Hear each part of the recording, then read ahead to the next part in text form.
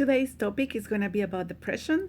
So I'm going to read a little bit about people in the Bible that went through depression, what helped them to go through it, and also how we can learn from them. Psalm 13, it's a psalm of David. How long, Lord, will you forget me forever? How long will you hide your face from me?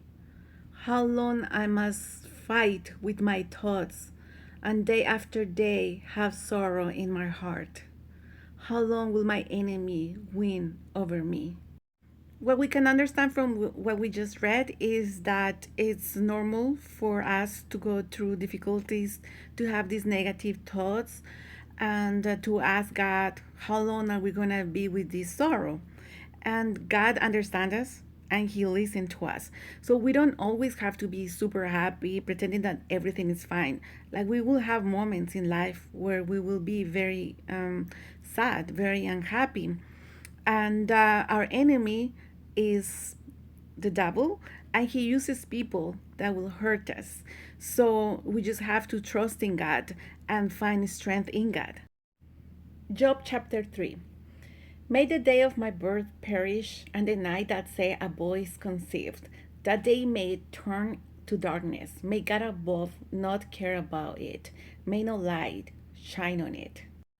So we can see that Job was very depressed to the point that he wished he was aborted.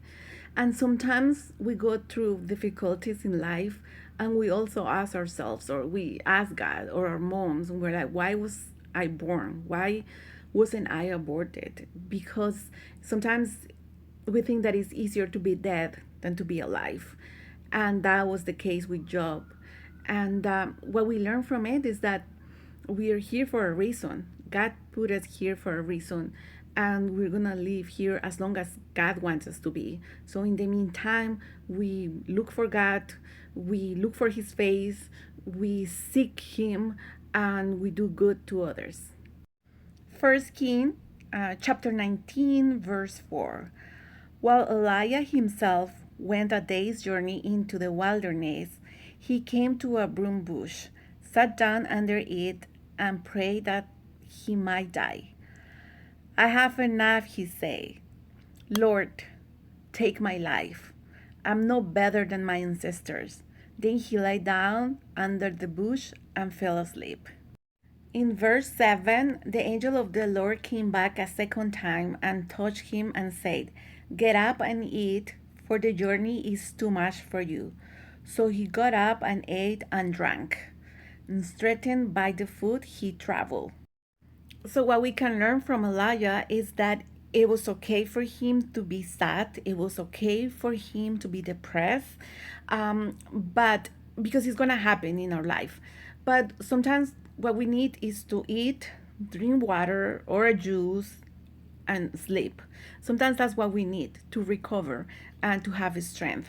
So we cannot forget that sometimes sadness don't last forever. The same thing as happiness, but we just need to take care of ourselves. The next book is Ecclesiastes 2:17.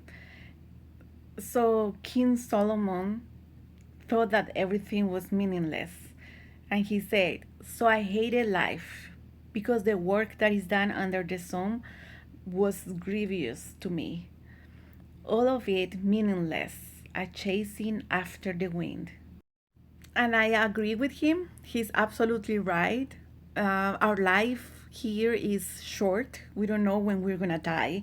So whatever we do, work or worrying about what are we gonna eat or dress or all of that is meaningless in the end. But it's important because we are alive. So we have to take care of ourselves. We have to work. We have to take care of others. And but the most important thing is to look for God, is to look for Jesus, is to read the Bible, is to get to have a relationship with Jesus Christ, so we can be with Him in eternity.